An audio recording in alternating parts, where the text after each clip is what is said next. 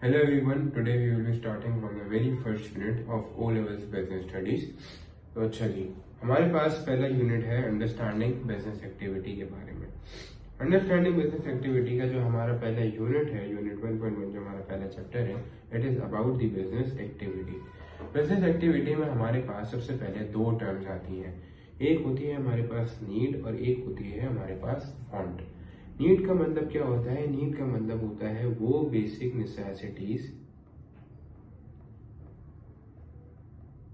Without which a human can not survive. Needs का मतलब क्या होता है? वो basic necessities without which a human can not survive. उसको जिंदा रहने के लिए अपनी नीड्स को फुलफिल करना जरूरी है।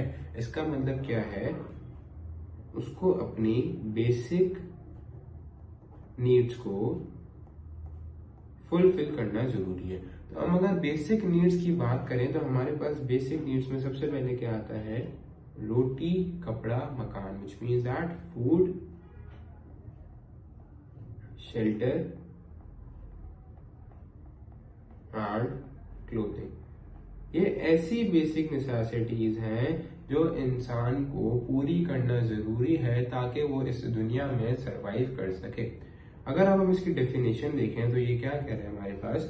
Things those are necessary for living. वो चीजें जो हमें इस दुनिया में जिंदा रहने में काम आती हैं। तो एग्जाम्पल की बात करते हैं भाई, फूड आ गया, वाटर आ गया, शेल्टर आ गया, क्लोथिंग आ गया, कुछ स्किल। अब अगर आपके पास कुछ स्किल होगी तो आप कुछ पैसे अर्न कर सकते हो जो आपको सरवाइव करने में हेल्प करेंगे।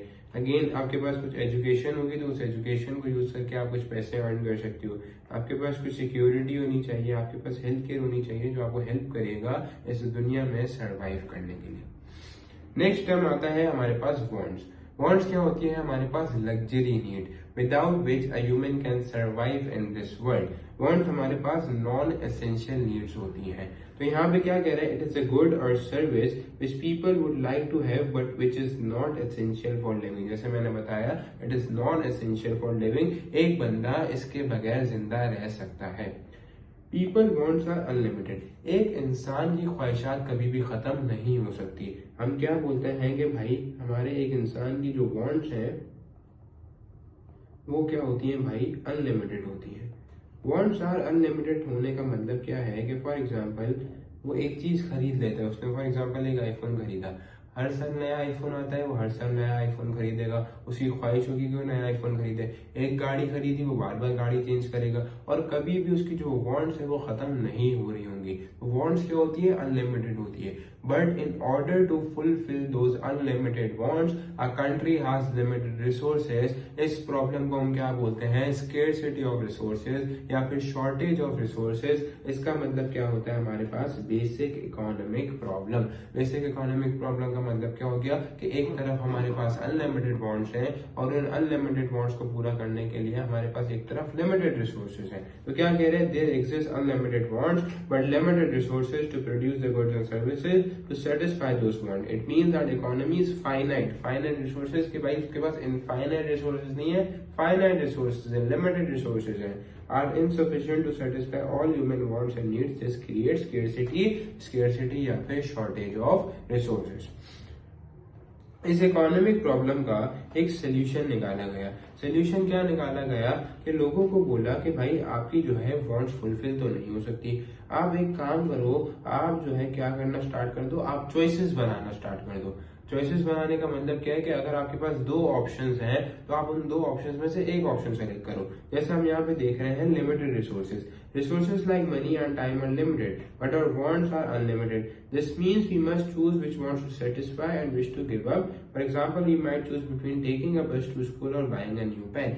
For example, मैं कह रहा हूँ एक स्टूडेंट के पास ऑप्शन है कि या तो वो एक टाइम पे क्लास ले ले या तो वो एक टाइम पे फॉर एग्जांपल अपने दोस्तों के साथ मूवी देखने चले जाए। फॉर एग्जांपल 10 से 11 क्लास है और 10 से 12 मूवी का शो है, तो या तो वो मूवी देखने जा सकता है या तो वो क्लास ले सकता है। अब फॉर एग्जांपल उसने बोला कि मेरे लिए क्लास लेना ज्यादा इंपॉर्टेंट है, तो जो मूवी देखने से उसको एंजॉयमेंट मिलने वाली थी वो चीज उसने लूज कर दी। फॉर एग्जांपल मैं कह रहा हूँ एक बिजनेस है, एक बिजनेस के पास $10,000 पड़े हुए हैं, तो या तो बिजनेस उस $10,000 से एक्सपांड कर सकता है या तो बिजनेस उस $10,000 से कोई मशीन खरीद सकता है। तो अगर वो मशीन खरीदेगा तो उसको एक्सपेंशन फॉरगो करनी पड़ेगी, और अगर वो एक्सपांड करता है तो उसको उसको मशीन फॉरगो करनी पड़ेगी। तो इस कॉन्सेप्ट को हम बिजनेस टर्म के अंदर क्या बोलते हैं, opportunity cost. What is opportunity cost? Opportunity cost is the next best alternative forgone. For example जैसे मैंने बताया, एक बिजनेस के पास जो है $10,000 है, तो either the business can by the machine, या तो वो मशीन खरीद सकता है या तो वो इन $10,000 को यूज करके एक्सपांड कर सकता है। तो उसके पास सिर्फ एक चॉइस है, उसको एक फॉरगो करनी पड़ेगी। तो हमने क्या बोला, opportunity cost is the next best alternative foregone.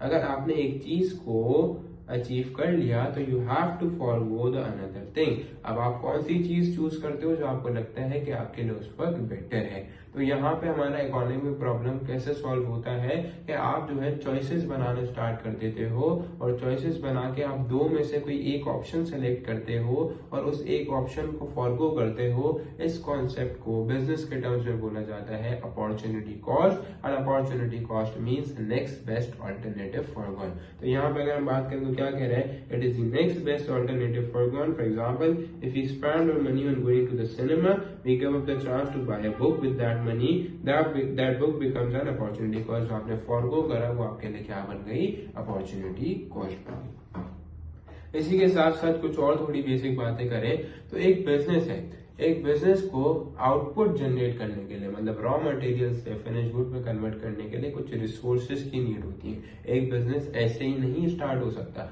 Business को स्टार्ट करने के लिए, बिजनेस को एस्टैब्लिश बिजनेस बनाने के लिए कुछ फैक्टर्स की जरूरत होती है। उन फैक्टर्स को हम बिजनेस के टर्म्स में बोलते हैं factors of production. Now there are 4 types of factors of production: land, labour, capital and enterprise. अब पहले एक एक करके डिस्कस करते हैं कि हमारे पास होता क्या है। लैंड का मतलब क्या होता है? लैंड का मतलब इधर होता है, land includes all natural resources. Non natural resources का मतलब क्या है? जो चीजें गॉड गिफ्टेड है वो सारी चीजें हमारे पास लैंड के अंदर इंक्लूड होती हैं। It covers all the natural resources provided by nature and include fields and forest, oil, gas, metals and other mineral resources. जो भी चीजें गॉड गिफ्टेड है वो सारी चीजें हमारे पास लैंड के अंदर आ रही होती हैं।